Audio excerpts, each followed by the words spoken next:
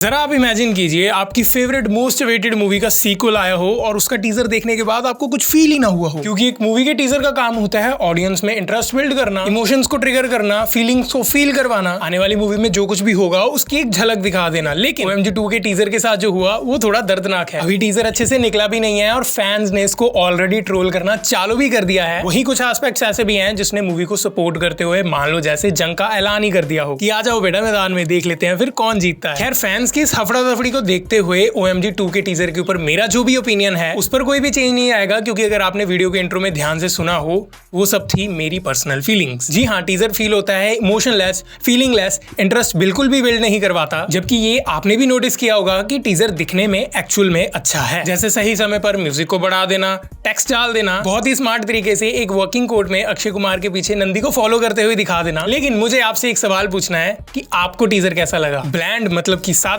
या फिर चमकदार? अब सोचो कि अगर आपको किसी चीज को सपोर्ट करना है तो आप वो कैसे करोगे? उसके बारे में अच्छी चीजें बोलकर, राइट?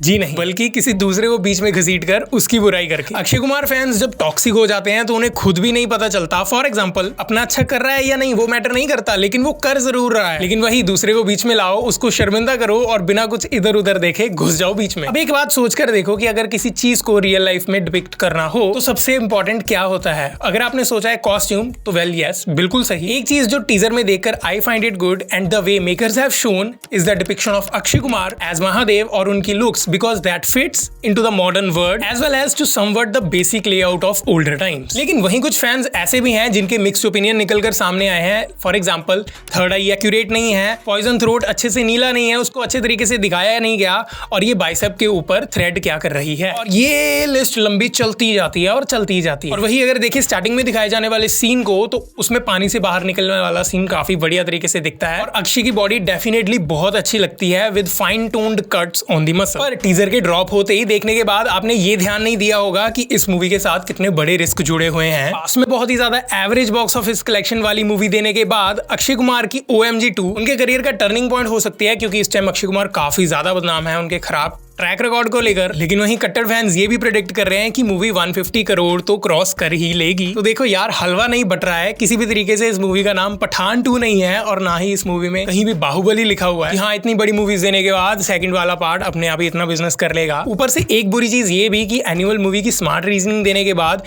कि हमें थोड़ा सा और समय चाहिए अपने विजुअल्स को फाइन ट्यून करने के लिए, और सेफली एग्जिट लेते हुए 3 मूवीज के क्लैश में से जिसमें अब पीछे बच जाती हैं गदर 2 एंड OMG 2। अब अगर आपको नहीं पता तो गदर 2 की रिलीज से पहले मेकर्स ने बहुत ही स्मार्ट तरीके से गदर के फर्स्ट पार्ट को रिलीज कर दिया ऑडियंस की यादें ताज़ा करने के लिए, और वही री रिलीज के वक्त गदर के शोज का हाउसफुल होना ये इंडिकेट करता है कि गदर देखने के लिए लोग एक्चुअल में बहुत ज्यादा एक्साइटेड और सीरियस हैं। वही अगर आप मेरे से पूछो तो मैं तो दोनों मूवीज देखूंगा ही देखूंगा, लेकिन मेरी फर्स्ट प्रेफरेंस रहेगी गदर 2 मूवी के लिए, क्योंकि सुन भवानी उड़े उड़े। लेकिन क्या आपने नोटिस किया OMG 2 के टीजर से जुड़ी हुई एक और प्रॉब्लम जो कि इस सीन में हमें देखने को मिलती है, जहां महादेव का अभिषेक दिखाया जा रहा है मॉडर्न वे में, उसको आखिर सिर्फ सुंदर दिखाने के चक्कर में या मॉडर्नाइज करने की आड़ में रेलवे ड्रेनेज का यूज काहे किया जा रहा है भाई?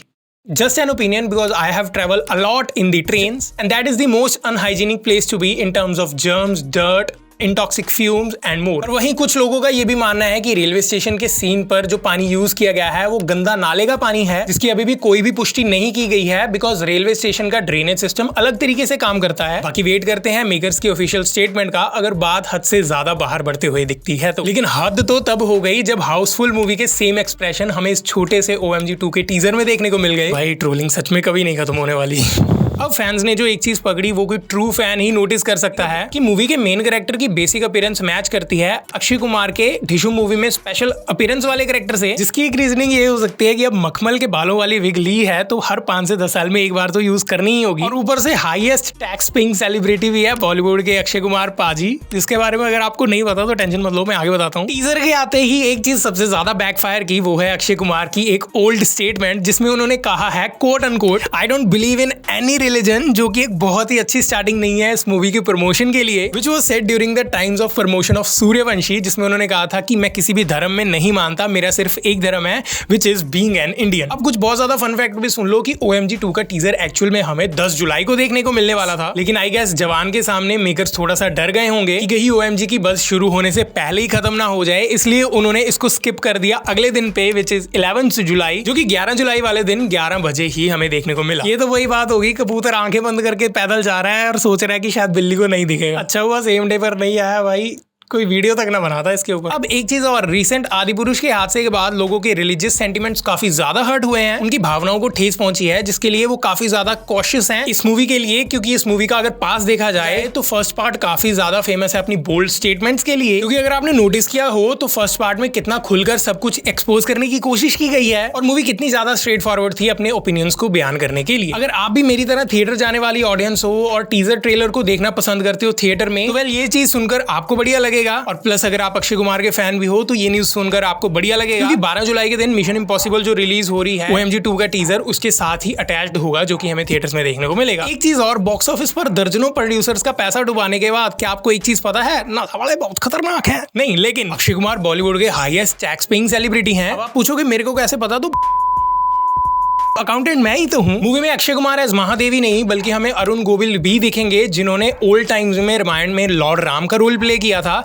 एंड इस मूवी में भी वो लॉर्ड राम का ही रोल प्ले करेंगे, जिसके साथ साथ इस मूवी में हमें गोविंद नामदेव भी देखने को मिलेंगे। अब मूवी का बजट काफी ज्यादा इंटरेस्टिंग हो जाता है, क्योंकि अकॉर्डिंग टू द रिपोर्ट्स ये लाई करता है समवेयर अराउंड 80 to 150 करोड़ में, जिसमें बताया जा रहा है कि 70 to 75 करोड़ जो है वो प्योर पैसा लगा है सिर्फ इसकी प्रोडक्शन के ऊपर, बाकी का पैसा जाता है इसके प्रमोशनल इवेंट्स एंड एक्टिविटीज के ऊपर। लेकिन ये इंटरेस्टिंग बात नहीं है, इंटरेस्टिंग बात ये है कि क्या आपको पता है मूवी के प्रोड्यूसर्स में से एक नाम है अरुणा भाटिया का, जो कि खुद है अक्षय कुमार की सिस्टर। ऐसा घर में ही आएगा अगर ये मूवी चलेगी। अब फर्स्ट पार्ट की अगर बात करें तो 2012 में 60 करोड़ के बजट के साथ बनी हुई ये मूवी ने कमाए थे 193 करोड़ बॉक्स ऑफिस के ऊपर, जो कि एक बिग हिट थी डिस्पाइट द फैक्ट कि तब के टाइम पे इस मूवी की कमर्शियल एक्टिविटीज के ऊपर कुछ बहुत ज्यादा पैसा नहीं खर्च किया गया था as comparative to the other movies. And यहीं पे हो जाते हैं फन फैक्ट्स खत्म। लेकिन वो चीज के बारे में बात करते हैं जिसको मैंने जानबूझकर इस वीडियो के एंड में रखा, ताकि जो ऑडियंस एंड तक देख रही है उनके लिए एक ट्रीट साबित हो, जो कि है कि टीजर में बाकी सब तो दिखाया गया है, लेकिन यामी गौतम का कैरेक्टर कहां पे है। जहां तक मुझे याद है स्टूडियो ने एक Yami Gautam dedicated movie poster भी निकाला था मूवी के लिए, और वहीं पर अगर आप थोड़ा सा सोचने जाओ तो ऐसा क्या रीजन हो सकता है कि एक मूवी का टीजर आता है और उसमें से एक पूरा कैरेक्टर ही गायब है। बस जो एक बेसिक चीज हमें पता है वो ये है कि इस मूवी में यामी गौतम का कैरेक्टर लॉयर का रोल प्ले करेंगी। पोस्टर को देखने से थोड़ी सी एंटी वाइब्स तो आती हैं, लेकिन अगर आपने एक चीज नोटिस की हो तो जो मूवी का पहला सोर्स कंटेंट था, जो कि है फर्स्ट पार्ट,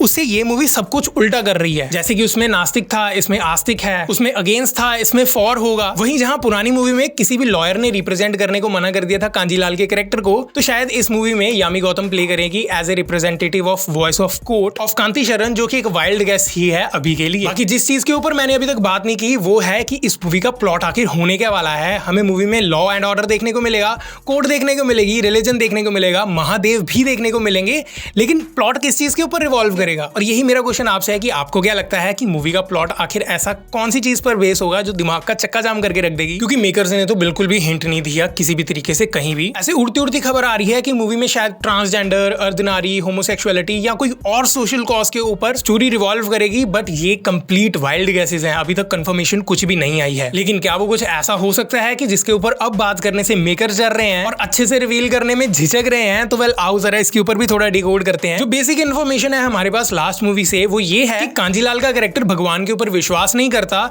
भूकंप आने की वजह से उसकी दुकान का नुकसान हो जाता है, एंड इसी रीजन के चलते वो भगवान के ऊपर केस कर देता है, बिकॉज भगवान ही रीजन है भूकंप के आने का, और इंश्योरेंस क्लेम करने की कोशिश करता है। लेकिन वहीं इस मूवी में सब कुछ उल्टा हो रहा है। तो कांजी शरण का कैरेक्टर जिसको की प्ले कर रहे हैं पंकज त्रिपाठी, वो एक बहुत ही सच्चे भक्त है लॉर्ड शिव जी के, जहां पे हमें उनकी फैमिली को सफर करते दिखाया गया है एक ट्रेजेडी से, एंड एक चाइल्ड का सुसाइड करने का सीन भी आता है ट्रेन के नीचे आकर। तो आपको क्या लगता है कि ये अक्षय कुमार का scene from railway station is somehow connected to this child's death scene? मेरे को इस बारे में कमेंट्स में जरूर बताना कि क्या लगता है, कुछ वाइल्ड कनेक्शन होगा या फिर नहीं।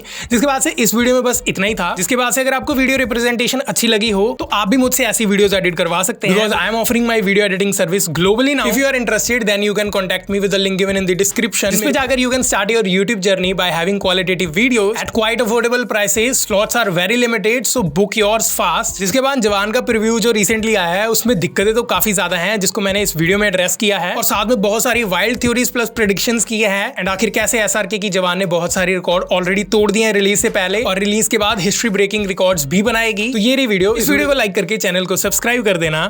Thank you.